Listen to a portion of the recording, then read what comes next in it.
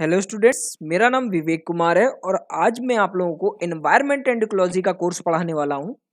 ये जो environment and ecology का कोर्स है ये completely comprehensive and detailed course होगा जो आपके सभी स्टेट पीएससी और यूपीएससी एग्जाम्स के लिए बेनिफिशियल रहेगा। ये जो कोर्स है आपके प्रीलिम्स पॉइंट ऑफ व्यू से और मेंस पॉइंट ऑफ व्यू से, दोनों ही पॉइंट ऑफ व्यू से बहुत ही महत्वपूर्ण होने वाला है। स्टूडेंट्स, किसी भी सब्जेक्ट को पढ़ने से पहले हमें उस सब्जेक्ट का सिलेबस क्या है ये पता होना चाहिए। ऐसा बिल्कुल भी नहीं होता कि हमने बुक उठाई और फर्स्ट पेज से लास्ट पेज तक उसको पढ़ के फिनिश कर दिया। अगर हम उसको इस तरीके से पढ़ते हैं तो हमें वो सब्जेक्ट तो समझ में आता है, बट हमें एग्जाम पॉइंट ऑफ व्यू से उसमें क्या इंपॉर्टेंट है और क्या इंपॉर्टेंट नहीं है, अगर ये नहीं पता है तो हमें उतना अच्छा उसका रिस्पॉन्स नहीं मिल पाता है। तो फ्रेंड्स, आइए हम देखते हैं जो एनवायरनमेंट एंड इकोलॉजी का जो सिलेबस है प्रीलिम्स और मेंस के पॉइंट ऑफ व्यू से यूपीएससी एग्जाम्स में क्या क्या पूछा जाता है। यूपीएससी एग्जाम्स का प्रीलिम्स का और मेंस के सिलेबस में एनवायरनमेंट एंड इकोलॉजी के कौन कौन से टॉपिक पूछे जाते हैं, तो उसके लिए आइए हम देखते हैं। यूपीएससी सीएससी प्रीलिम्स का जो पेपर फर्स्ट होता है जर्नल स्टडीज का, उसमें अगर एनवायरनमेंट की अगर हम बात करें तो एनवायरनमेंट के पार्ट में पर्यावरणीय पारिस्थितिकी, जैव विविधता और जलवायु परिवर्तन संबंधी सामान्य मुद्दे पूछे जाते हैं जिनके लिए विषयगत विशेषज्ञता की कोई आवश्यकता नहीं है। यानी कि अगर हम प्रीलिम्स पॉइंट ऑफ व्यू की बात करें तो जर्नल स्टडीज में सिर्फ जर्नल स्टडी के बारे में हमारे जर्नल क्वेश्चंस होते हैं कि पर्यावरणीय पारिस्थितिकी से रिलेटेड, जैव विविधता से रिलेटेड और जलवायु परिवर्तन संबंधी जो करंट इश्यूज होते हैं या जो इम्पोर्टेंट इश्यूज रहे हैं उनसे रिलेटेड क्वेश्चंस पूछे जाते हैं। स्टूडेंट, जैसा आपको पता होगा कि एनवायरनमेंट एंड इकोलॉजी का बहुत ही इंपॉर्टेंट रोल्स है, ना कि हमारे प्रीलिम्स में बल्कि मेंस में भी इसका बहुत योगदान है। अगर हम प्रीलिम्स पॉइंट ऑफ व्यू से देखें तो प्रीलिम्स में भी इसके काफ़ी क्वेश्चन आते हैं, और अगर हम मेंस की बात करें तो पेपर 3 में एज अ सब्जेक्ट तो आता ही आता है। इसके अलावा इसका यूज़ हम एसे में या एग्रीकल्चर के फील्ड में या एनवायरमेंटल इकोनॉमिक्स के फील्ड में भी इसको हम यूज़ में ला सकते हैं और अपने आंसर को बहुत ही बेटर तरीके से एक्सप्लेन कर सकते हैं। आइए हम देखते हैं कि मेंस का सिलेबस क्या है। जो मेंस का पेपर 3 होता है प्रौद्योगिकी, आर्थिक विकास, जैव विविधता, पर्यावरण सुरक्षा तथा आपदा प्रबंधन, तो इस पेपर 3 में एनवायरमेंट एंड इकोलॉजी से रिलेटेड पर्यावरण संरक्षण, पर्यावरण प्रदूषण, क्षरण और पर्यावरण प्रभाव का आकलन से संबंधित क्वेश्चन पूछे जाते हैं। आइए हम देखते हैं कि हम इस कोर्स में किस तरीके से आगे हम पढ़ने वाले हैं। तो इस कोर्स को स्पेशली 2 पार्ट्स में डिजाइन किया गया है। पहला है आपका इकोलॉजी यानी कि पारिस्थितिकी, और दूसरा पार्ट है आपका एनवायरनमेंट। अगर हम पारिस्थितिकी में बात करें तो पारिस्थितिकी क्या है, पारिस्थितिकी तंत्र क्या है, आहार श्रृंखला क्या है, पारिस्थितिकी पिरामिड क्या है, इकोलॉजिकल फुटप्रिंट क्या है, इकोटोन क्या है, एज इफेक्ट क्या है, ये सारी चीज़ें हम पढ़ने वाले हैं। इसके अलावा हम जैव विविधता के बारे में पढ़ने वाले हैं, जैव विविधता पे हुए प्रमुख सम्मेलनों के बारे में पढ़ने वाले हैं। ये कंप्लीट हम पढ़ेंगे पारिस्थितिकी के अंतर्गत में। इसके अलावा अगर हम बात करें अपना जो कोर्स का सेकेंड फेज है पर्यावरण, उसमें हम क्या क्या पढ़ेंगे, तो पर्यावरण में सबसे पहले हम पढ़ेंगे पॉल्यूशंस यानी कि प्रदूषण क्या है, जलवायु परिवर्तन क्लाइमेट चेंज क्या है, वैश्विक तापमान ग्लोबल वार्मिंग क्या है, एनर्जी यानी कि renewable energy, solar energy, renewable energy, इन सब के बारे में हम पढ़ने वाले हैं। इसके अलावा पर्यावरणीय संगठन यानी कि इन्वायरमेंटल ऑर्गेनाइजेशंस के बारे में हम पढ़ने वाले हैं। तो स्टूडेंट्स, ये जो कोर्स है वो बहुत ही इंपॉर्टेंट होने वाला है, तो आप इसको बेसिक टू एडवांस लेवल पे जैसे हम पढ़ाने वाले हैं, स्टेप बाय स्टेप आप इसको देखते जाइए। और इस कोर्स को देखने के बाद आपको किसी और कोर्स या किसी और बुक को पढ़ने की ज़रूरत नहीं पड़ेगी। तो आइए हम अपने कोर्स को स्टार्ट करते हैं। तो कोर्स को जो पहला फेज़ मैंने आपको बताया कि मैं आपको सबसे पहले अपने कोर्स का जो हमारा पहला पार्ट है इकोलॉजी यानी कि पारिस्थितिकी के बारे में या उससे रिलेटेड जितने भी टॉपिक्स हैं पहले हम उनके बारे में पढ़ेंगे, उसके बाद में हम एनवायरमेंट्स के टॉपिक को पढ़ेंगे। तो आइए हम देखते हैं कि पारिस्थितिकी क्या है। अगर हम पारिस्थितिकी की बात करें तो ये ग्रीक भाषा का शब्द है जो ओइकस और लोगोस से मिलकर बना हुआ है। जो इकोलॉजी टर्म है हमारा वो ओइकस और लोगोस से मिलकर बना हुआ है। ओइकोस का जो अर्थ है वो होता है हाउस यानी कि घर, लोगोस यानी कि स्टडी, और इसका अर्थ होता है अध्ययन, यानी कि study of house is called ecology, यानी कि घर का अध्ययन इकोलॉजी कहलाता है। लेकिन अगर हम इसे पारिस्थितिकी और पर्यावरण के हिसाब से देखें तो पर्यावरण में हम या पारिस्थितिकी में हम हाउस यानी कि इकोसिस्टम को कंसीडर करते हैं। तो इस तरीके से study of ecosystem is called ecology. पारिस्थितिकी तंत्र का वैज्ञानिक अध्ययन ही इकोलॉजी कहलाता है।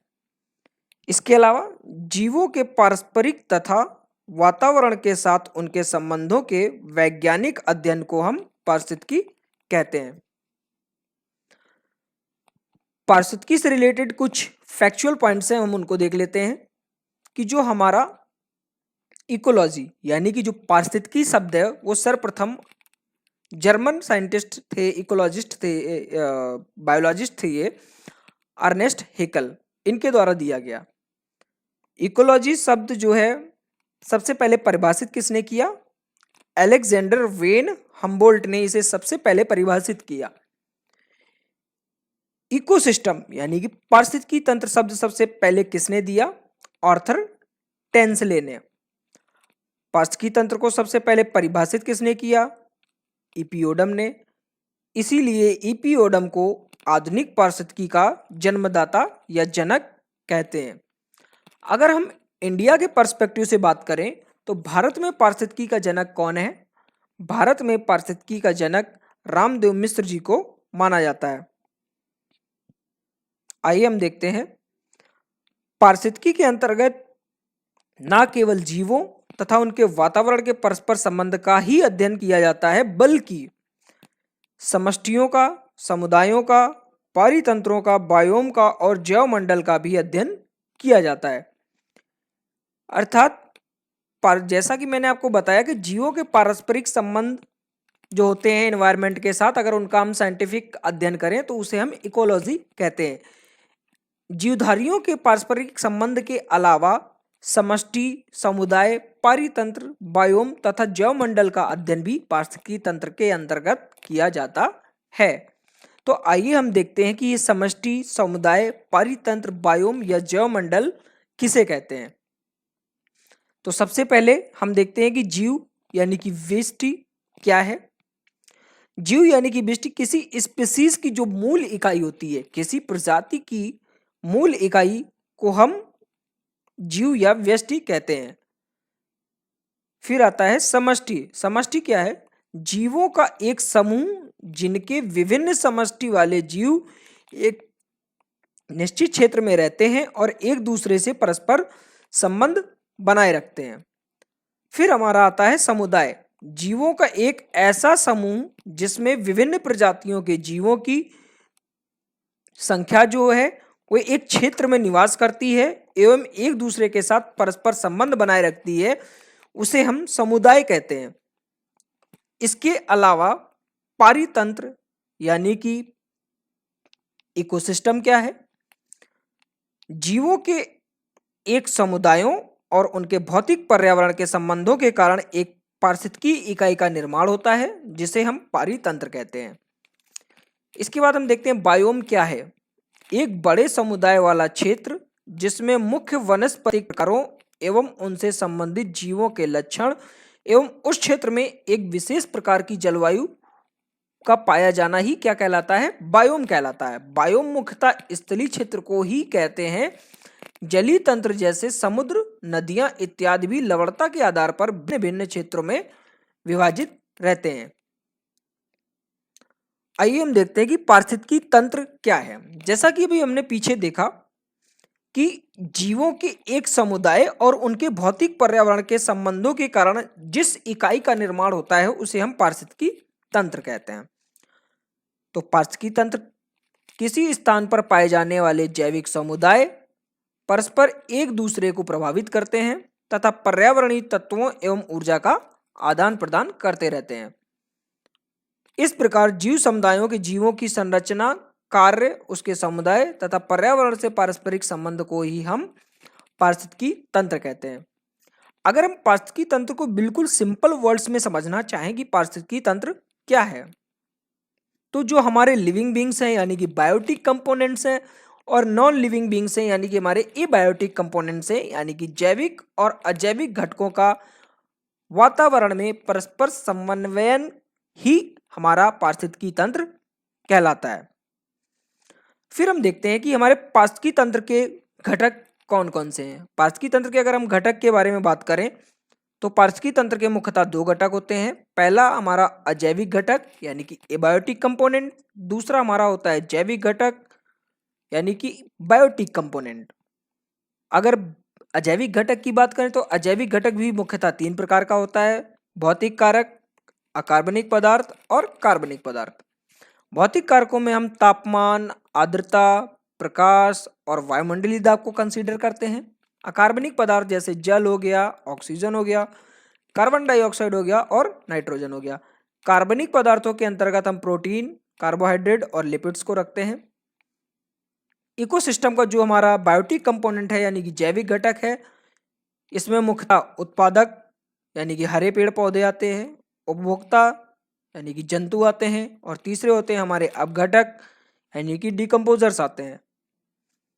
आइए हम देखते हैं कि जो पारिस्थितिकी तंत्र के जो हमारे अजैविक घटक हैं उनको निम्नलिखित तीन वर्गों में विभाजित किया गया।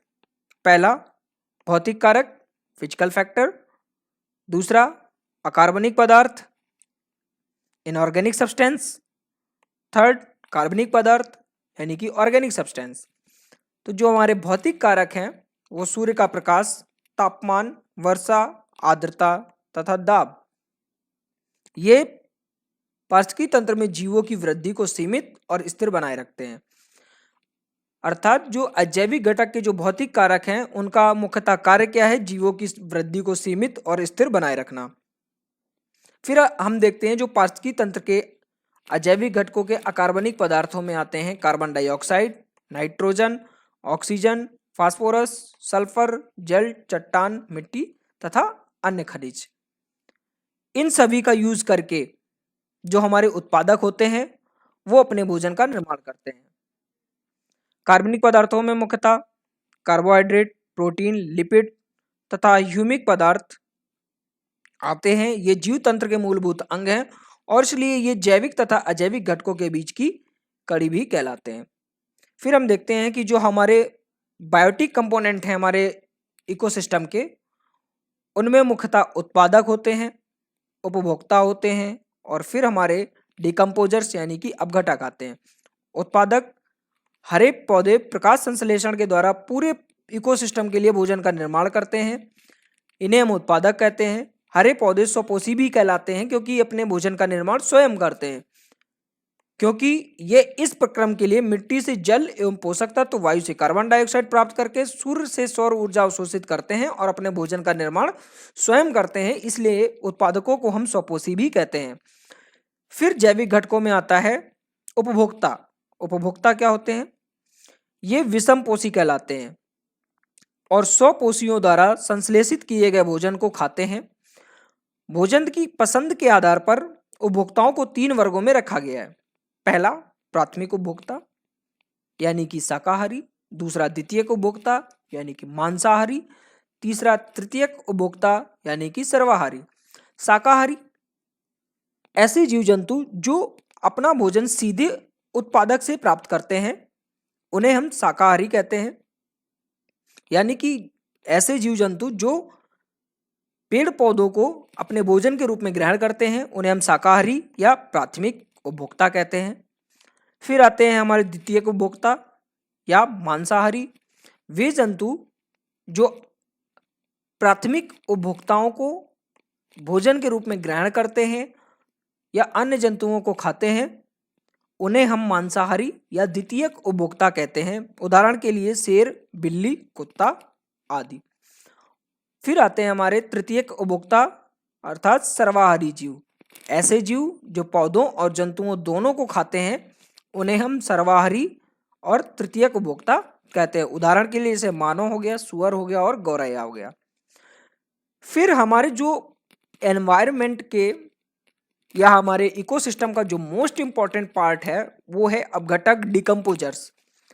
डिकम्पोजर्स क्या होते हैं कि जब हमारे जो पेड़ पौधे यानी कि उत्पादक और उपभोक्ता हैं ये एक दूसरे से भोजन को ग्रहण करते हैं, लेकिन पौधे तथा जंतुओं को जो मृत अपघटित होता है ये डिकम्पोजर्स उनको अपघटित करते हैं और सॉइल में कन्वर्ट कर देते हैं। इस तरीके से ये एक सर्किल को, ऊर्जा के प्रवाह को बना के रखते हैं। इसलिए अपघटक जो है वो इकोसिस्टम का एक महत्वपूर्ण हिस्सा है।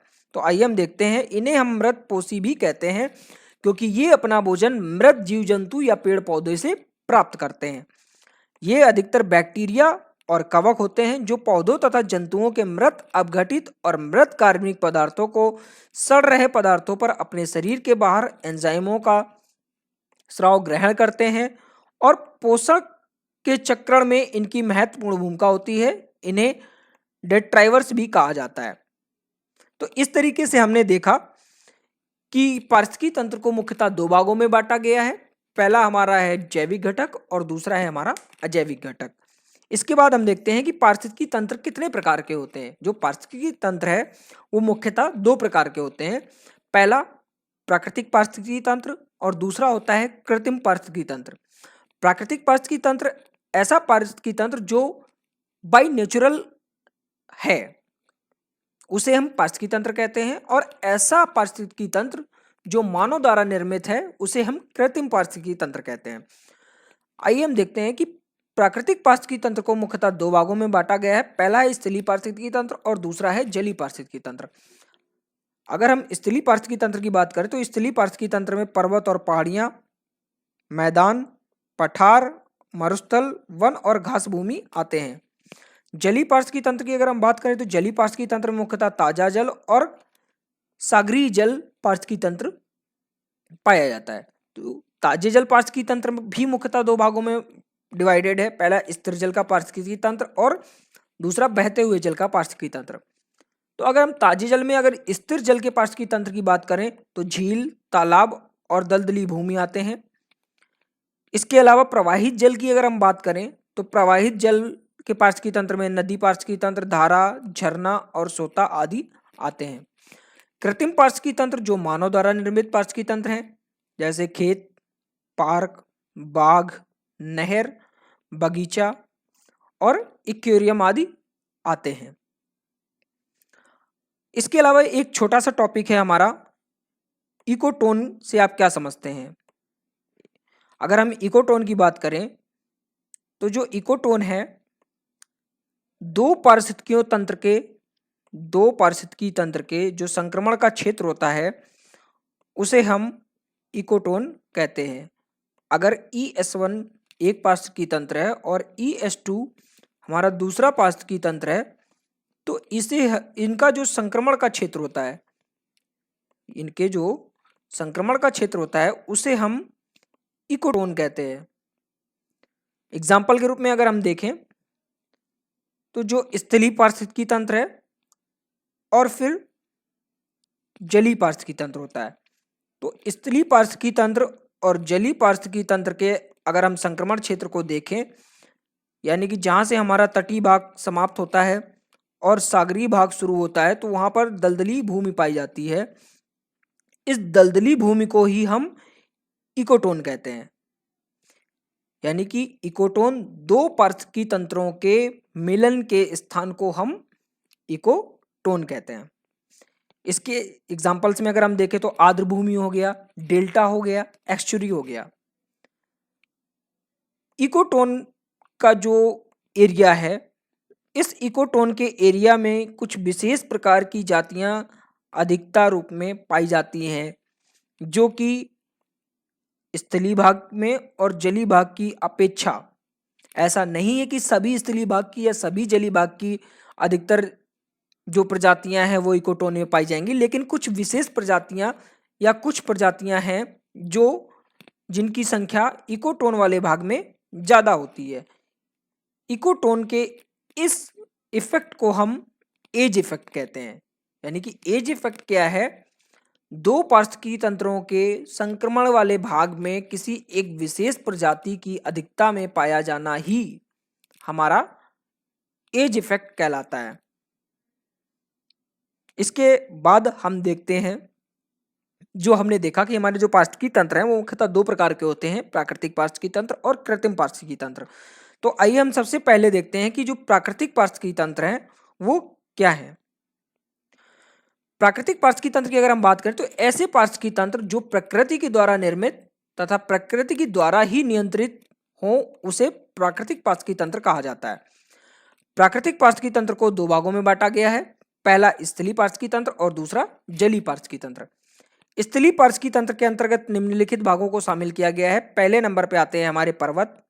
तो पर्वत क्या है? धरातल से 1000 मीटर ऊंचा वह भाग जो शीर्ष पर नुकीला व तीव्र ढलान वाला होता है उसे हम पर्वत कहते हैं। धरातल के 12% भागों पर पर्वत का विस्तार है। पर्वत के छोटे भागों को पहाड़ी कहते हैं जो धरातल के लगभग 14% भाग पर स्थित है। इसके बाद स्थलीय पारिस्थितिकी तंत्र में हमारे आते हैं मैदान। मैदान क्या है? धरातल पर समतल एवं निम्न भूभाग को मैदान कहा जाता है। यह नदियों का प्रवाह इस मैदानी भाग में मंद हो जाता है। नदियों द्वारा बहाकर लाई गई मिट्टी भी इसी भाग में एकत्रित हो जाती है, जिसे क्रमशः हम बांगर या खादर कहते हैं। इसके अलावा स्थलीय पारिस्थितिकी तंत्र में पठार का पारिस्थितिकी तंत्र भी होता है। पठार ऐसे भूभाग होते हैं जो पर्वतों से नीचे तथा मैदानों से ऊंचे होते हैं। इनका शीर्ष समतल या सपाट होता है तथा तीव्र ढाल नहीं होती है। पठारों में भी हमारे कुछ अपवाद होते हैं, जो जैसे नॉर्मली अगर हम देखें तो जो पठार होते हैं वो पर्वतों से नीचे होते हैं और मैदानों से क्या होते हैं? ऊपर होते हैं। लेकिन जो हमारा तिब्बत का पठार है ये हमारा एक्सेप्शनल केस है, क्योंकि ये पर्वतों से भी ऊंचा है। इसकी ऊंचाई नॉर्मल पर्वतों की ऊंचाई से भी जाता है। और फिर आता है हमारा पिंडमांड का पठार। ये क्या है? मैदानों से नीचे है। स्थलीय पारिस्थितिकी तंत्र में ही आता है मरुस्थलीय पारिस्थितिकी तंत्र। धरातल का वह भाग जहां पर वर्षा 25 सेंटीमीटर से भी कम होती है उसे हम मरुस्थल कहते हैं। इसके बाद आता है स्थलीय पारिस्थितिकी तंत्र में वन। वृक्षों से आच्छादित धरातल का वह क्षेत्र जो प्रकाश संश्लेषण की क्रिया द्वारा वायुमंडल को संतुलित रखता है उसे वन या जंगल कहा जाता है। फिर आते हैं हमारे ग्रासलैंड, घास भूमि। धरातल का ऐसा भाग जो घास या झाड़ियों से आच्छादित होता है उसे हम घास भूमि कहते हैं। अंटार्कटिका महाद्वीप को छोड़कर सभी महाद्वीपों में घास भूमि का विस्तार पाया जाता है। यानी कि जो हमारा अंटार्कटिका महाद्वीप है वहां पर घास भूमि जो होती है नहीं पाई जाती है। घास भूमि को भी मुख्यतः दो भागों में बांटा जाता है, पहला शीतोष्ण घास का मैदान और दूसरा उष्ण घास का मैदान। तो शीतोष्ण घास के मैदान के अगर हम एग्जांपल देखें तो प्रेरीज यूएसए कनाडा में, स्टेपीज यूरोप में, पंपास अर्जेंटीना, डाउन्स ऑस्ट्रेलिया के शीतोष्ण घास के मैदान को कहते हैं। बुर्टाज हंगरी में शीतोष्ण घास का मैदान है और वेल्डस दक्षिण अफ्रीका में शीतोष्ण घास के मैदान को कहते हैं। उष्ण मैदान के घास को ब्राजील में कंपोज या कंपास कहते हैं, अफ्रीका में सवाना कहते हैं, उत्तरी अर्जेंटीना में ग्रान चापो कहते हैं, वेनेजुएला में लानोस कहते हैं और ऑस्ट्रेलिया में वुडावेल्स कहते हैं। तो इस प्रकार से ये घासी पारिस्थितिकी तंत्र है। इसके बाद हम देखते हैं जलीय पारिस्थितिकी तंत्र क्या है।